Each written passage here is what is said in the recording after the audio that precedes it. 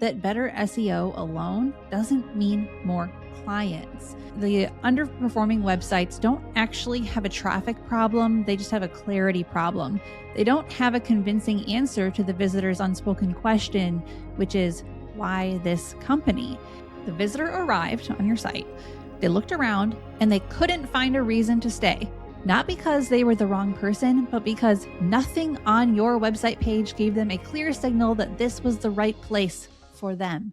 Hello, and welcome to episode 307 of The Kate Show. Today, I am talking about SEO again, but I am not talking about it in a way that you might expect, because it needs to be said that better SEO alone doesn't mean more clients. So if your website has good SEO, one would think, well, I'm going to get more website traffic, therefore I'm going to get more clients, right? But not necessarily. The space between SEO and actually making your client feel seen and heard is one of the most overlooked marketing gaps that you need to bridge, and the sooner the better. Both search engines and AI models are matching their users with results based on their needs and their intent. If your website matches their needs and their intentions, not just explains your services to death, your business will be surfaced more often in those chat conversations and search results. So today I'm sharing how you can make a simple shift in how you talk about your business that will make a profound difference in whether someone who lands on your site simply leaves or actually stays to fill out your contact form. So let's get into it. This episode was prompted by an article that I found on entrepreneur.com, and it was just so spot on. I'm actually going to read parts of it to you. It is short, don't worry, but it's by Goran Pon, and he explains that the underperforming websites don't actually have a traffic problem, they just have a clarity problem. They don't have a convincing answer to the visitor's unspoken question, which is, why this company? Now, a lot of us do try to answer that on our websites, and we even have a section that will say, why us? But it's answering it in the wrong way, because it's really more of a, why is this for you sort of question, not why should I choose this company? And it's interesting that businesses that decide to invest in website design and SEO, but then skip the work in between, which is like strategically thinking about your audience, your messaging, what your visitor needs to believe before they'll take action, like that's some of the most important work, and it needs to be addressed. So we're going to do that today. All right, so I'm going to just read directly from the article for a minute. Goran goes on to say, for a long time, the conversation about website performance defaulted to the same diagnosis. Traffic is low. So the problem should probably be discoverability, right? Rankings have slipped. So the answer must be more content, better keywords, cleaner metadata. And then the SEO audit becomes a reflex. Oh no, we need an audit. Get one quick. The agency gets hired. The recommendations are implemented. And 6 months later, the numbers look a little better, but the business isn't getting the inquiries that it expected. He goes on to say that he has watched that cycle play out across enough businesses to realize that it's just an expensive way of avoiding a harder question. So he's not trying to suggest that SEO doesn't matter. It absolutely does, but most of the companies that he has come across with this issue don't have a traffic problem or an SEO problem. They have a clarity problem, and no amount of keyword strategy addresses a website that cannot explain why this company and not the one sitting 2 search results below it. So when a visitor comes to your site and leaves without doing anything, usually a professional will look at that and say, oh, something failed at the acquisition stage. The campaign didn't target correctly. The search term was wrong. The ad copy was wrong. And those are all possible explanations, and sometimes that is accurate, but there is another explanation that gets less attention, and that is this, and this is how he explains it. The visitor arrived on your site, they looked around, and they couldn't find a reason to stay. Not because they were the wrong person, but because nothing on your website page gave them a clear signal that this was the right place for them. The language was vague. The hierarchy was unclear. The value was stated, but not felt. You can't just say, we bring value to your project because we have experience. That's not a feeling. That doesn't evoke any sort of emotion. That does not tell any story. And I got to be honest, guys, this is the reason why so many, I'll just say it, interior design sites are falling flat because you guys focus so much on the imagery and there's almost no text. And not only is it bad for SEO, not only is it bad because now ChatGPT has no idea what users you help or what intent to match with, but real human beings on your site are like, wow, there's a lot of pretty pictures on here. That means nothing to me. Okay. And pictures can evoke emotions, but not the buying sort, not the investing sort. So there's a difference between a website that just describes your business and a website that argues for one. And most sites are just describing the business. They explain what the company does, they list the services, provide credentials, and they have a contact form. The structure is very logical. Okay. And I'm kind of reading from / paraphrasing what Goran said here. I do encourage you to look up this article. I'll link it in the show notes. It's not a long read, but it is so informative. Now, let's think about your website. Let's just say it's clear, it's structured well, it's logical. And when someone comes to your website, they can find all the information they need, all the factual information, but they still have no particular reason to believe your design firm, your organizing business is the right choice for them. And that's not a design failure. It's not like a website design problem in a conventional sense, because the page often looks well done. Good photography is chosen. The fonts are easy to read. No glaring ADA compliance issues. But the failure, as Goran says in this article, the failure is upstream of any of that. In the absence of a clear, confident, specific point of view about what this business does better than anyone else and why that matters to the person reading right now. Why should it matter to them? There will always be an emotion-based reason for that. I'm just going to end his article synopsis with this. Positioning is not a tagline. It's not a mission statement. It's the logic that answers the visitor's unspoken question, which is always some version of why you, why now, and what happens if I trust you with this, meaning this, my project. A site that cannot answer that question quickly within the first few seconds will underperform regardless of how much traffic it receives. Guys, this is why we need to stop with the silly esoteric headlines on your website. We need to stop with the first paragraph just being all about your business. If it feels like I'm getting in your face about this, I am, because it is a problem. So many of you want to grow your businesses, but you will not step out of the way for the messaging to talk to your ideal client first and foremost. You want to talk about, this is where the story begins. This is how the experience happens. You want there to be some sort of flair for the dramatic, but that doesn't sell. In fact, it's an anti-sell. People aren't there for the drama. They are there to see themselves being represented, to feel seen and heard, to understand this is why they should hire you, because you understand them. I will often use my own business as an example for this, because people come to me for one reason and they stay for one reason. They come to the social agency because they say, I need someone who understands my industry. How do they know I understand the home industry? Is it because I've said I understand the home industry? No, in fact, I almost never say that, because me just saying that means nothing. They can see, you can see that I understand the home industry because of the issues that I talk about on my podcast, in my email newsletter, on my website. You can see that I've been in the trenches with you, with people in your industry for over a decade at this point. And that's why I know what to say. I know what problems you have, and therefore I know what services to offer to meet the problems that you have, making you feel seen and heard in a way that, according to you guys, you have not experienced with other marketing agencies. Okay, that is the experience that you need to create on your own website for your own clients. Okay, so does your homepage address your clients directly and describe the pain points they are experiencing? And do you know why your clients hire you versus someone else? All of that has to be in your messaging. And I'm going to tell you why, because it's not just my opinion. even though, yeah, it is my opinion, but it's not just from me. It's not just a good idea. But let me tell you about what Google did in May. So you're listening to this in July, I believe. I'm recording a little bit ahead.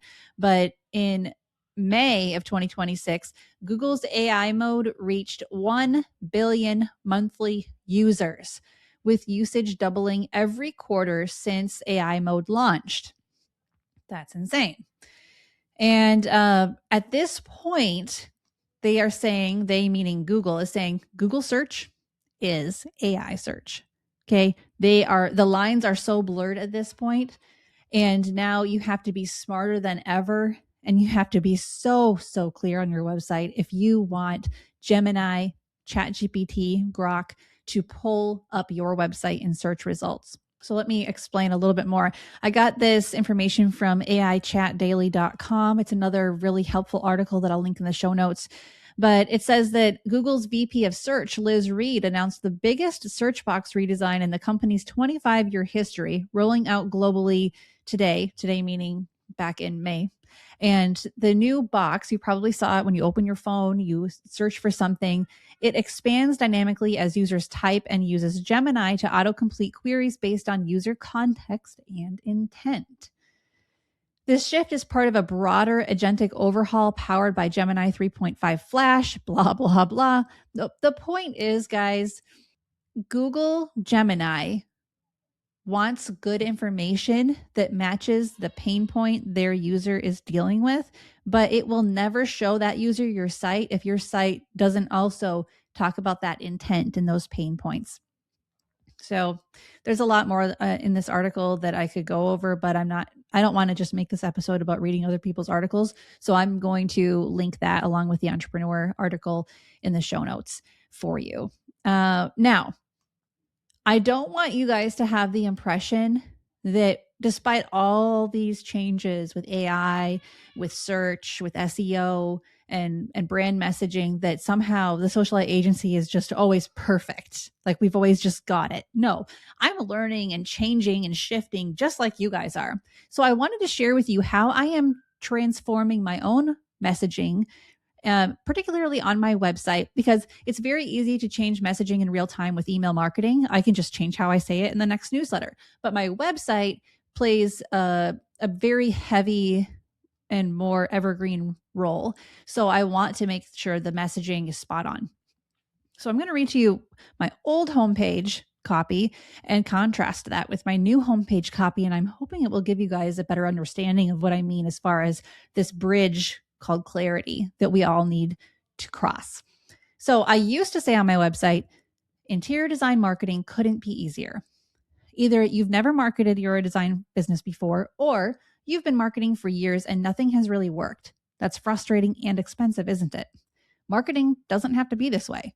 When you work with Socialite, you remain in full control of your marketing without having to do all the work. We craft the brand message of your business and position your services in a way that make your client feel seen, heard, and happy to invest with you. Okay, so if I'm being self-critical, which is actually quite important to do in business, I want to point out a few errors that I made here. And this has been on my website for 2 years. Interior design marketing couldn't be easier. Why did I say that? I mean, I like to think of it as easy. I enjoy it and I have made it easy, but to you guys, it's not necessarily easy. You're not saying to me, this is easy. So my guess is that line did not make you feel seen, heard, or understood. So my bad, sorry. And I did try to touch on pain points of it's frustrating and expensive to keep trying all sorts of marketing that doesn't work. And by the way, marketing doesn't have to be that way. Okay, so I was getting closer there. And then I described what it's like to work with us. And, I was close, but not quite. So here is my draft of how I think I'm going to update my homepage copy. This is not currently on my website as I record this episode because I'm still mulling it over. And then of course I want to make sure whatever copy I do update on my site is still optimized for the particular keywords that I want. I'm probably going to create multiple versions of my homepage for interior design, one for staging, one for organizing. I mean, I am learning as I go, just like you guys, because Google has made such big changes. And if we don't keep up with the changes, then we have no business wondering why business isn't going well. So it is important to continue adapting and staying current with how these things are changing. And of course, they're changing so fast. It's like multiple times a year that it does feel like a bit much, but it's not always going to be changing that fast. There's just some big growth spurts happening right now with search and with AI. So please don't get worn out at the thought of constantly changing your website. You won't always have to. We just need to get through these growth phases right now. All right. So all of that being said, here is the copy that I am considering putting on my site instead. You are a type A professional in the home industry who values outsourcing a thoughtful, well-appointed marketing strategy. Your relationship with homeowner clients, real estate agents, builders, and developers is high value, and you are irreplaceable. However, you don't want to be responsible for the messaging that surrounds initiating and facilitating dozens of these relationships at the same time. Your business serves mid to high-end clients looking for interior design, home staging, or professional organizing, and you need a content strategist who understands both your industry and your unique brand. But more than that, your brand needs someone who can create and implement the content that resonates with your clients, referral partners, search engines, and AI models. We are the Socialite Agency, and we help entrepreneurs just like you grow your client base without paid ads or social media presence. On your behalf, we harness the momentum of email marketing for ongoing referrals and blogging for SEO, AIO to generate organic new leads. Success in the home industry doesn't require overspending on your marketing or implementing vague strategies that you don't understand. And that's as far as I got. So obviously that has to be reworded a little, trimmed down in some areas, expanded in others. Even though I am a copywriter and an SEO consultant and a website designer, it does not mean that I nail it on the first try. So that is my draft. Now, one thing I am going to add back to my homepage that I haven't had in a while is a description of my ideal client. And I do get my clients to do this on their own website sometimes, but I'd say about half the time I get a lot of pushback. No, I don't want to describe my ideal client. I don't want to alienate anyone. But then often these are the same companies that are struggling. So I'm not saying there's a connection there, but I'm not saying there's not. So here's how I am considering describing my ideal client. Now, I got a little bit wordy with this. So obviously I'm going to trim it down, condense some of these points, and just make it give the right impression. Because the longer I'm in business, the higher my standards get for clients. You know how in the beginning of your business, you're like, oh, I'll take anyone because I just need the work. And then after a few years, you're like, okay, I have to have some standards and some boundaries. That would be good because I don't want to build a business that I don't like. And then you're in business a little bit longer and you're like, certain people drive me absolutely insane and I don't want to work with those people ever again. And I start to spot them from a mile away. So I'm going to make a list of their attributes so that I can hopefully deter those people from even booking a call with me. Okay, that might be your thought process because that's definitely been my thought process because my good clients are amazing. And I'm pretty sure that none of my frustrating client experiences even listen to this podcast. In fact, I know it with almost 100% certainty just because of how little research they do when they come to me. So that in and of itself is a sign they're probably not going to be a good fit. If they're just randomly contacting me out of the blue, like, hey, can you help me? I don't know anything about you. I didn't take time to read through your website. I didn't take time to do any of my due diligence, but I want to talk to you. Okay. Usually that goes nowhere. It's a very unfruitful situation. So I made a list of things that the Socialite Agency looks for in clients, and we have turned down clients. We have let clients go, even though they were paying and they were on the roster, just because they weren't a good fit. Because our goal is not to attract people who are not a good fit, because we're not really in this just for the money, And I have a feeling you guys feel the same way. I mean, money is important because it is a business that you're trying to run, but you also have the people factor to consider, and you don't want to burn your team out. You don't want to burn yourself out. And a bad client can be so damaging, even if they pay you well, because it distracts you from growing the business in the way that you wanted it to grow and working with the clients that you do ultimately want to work with. So I'm giving a lot of backstory with everything today. I apologize. Here is the list of attributes that I am considering putting on the homepage of my site. And I'll probably shorten it up. First one is you honor your commitments, which means you provide assets when asked. You don't hinder the work of people you hire to help you. You don't miss payments. You don't breach your contract. You manage your time well. So you know you can't get it all done, which is why you're seeking our help. And you understand that you have to continue managing that time well and be a good communicator.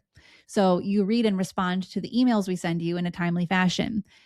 You're also a confident decision maker. You don't need the input of 3 people in order to move forward. You aren't slow to make choices due to paranoia or waffling. Well, when I get another project, then I'll be able to work with you. And it's like, well, why did you reach out then? You're not ready. You're not serious. Like, I'm sorry, but you're not.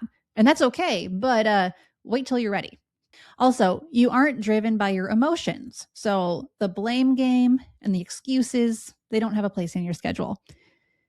And this one's super important. And I may have to find a better way to word it. But for now, I have you define luxury as being tailored and personable rather than pretentious and unapproachable. All right. So I know that quite a few of you work with high-end clients, affluent clients, and you love working with those who are down to earth. They aren't pretentious. And I have to say, I'm the same way. But when I look back on some of the most rude, unprofessional clients my agency's ever worked with, they are those who consider themselves to be luxury level service providers. They are the worst communicators, and they are most likely to breach contract. And it's all very, very strange. It's very shocking and unprofessional. So I am trying to navigate this narrow margin of, we actually do really well working with luxury firms, but not if you think you're all that in a slice of bread. Not if you think you're better than the person who scans your groceries. Not if you consider yourself to be elite. Not if you consider yourself to be better than. You need to believe in community over competition. You need to believe that you aren't too successful to learn something new. And your words need to mean something. They need to hold value. So if you say you're going to do something, you do it. And you won't come back later with a different story. So I am still trying to figure out how to flesh that out, because obviously most of the clients we work with are serving like the mid to high end demographic. And there are quite a few in the very high end. I know some of you sign NDAs all the time because you work with celebrities, even members of the royal family, whatever. And you're so personable and warm. And that's actually why those celebrities and, fancy people hired you. And that's amazing because you're so fun to work with. And then there are others who just aren't like that. And we can all think of someone in the industry that reminds us of that. Okay. So I'm trying to detour those people, because I don't care if they've got money to spend with me. I don't want it because it's not worth the stress that it brings. So I am really trying to make sure that my homepage attracts the right people and makes them feel seen and heard, but actually offends the other people. I want my homepage to be offensive to someone who would not be a good fit. And I recommend that your homepage do the same. So this is something that I'm currently working through myself. It's very important. And it's important for the way the industry is changing. The industry is changing quite a bit. The definition of luxury is changing. I'm sure you heard my episode on that recently. And we have to change with the times. It doesn't mean rebranding. It doesn't mean reinventing ourselves. It means fixing the messaging gaps.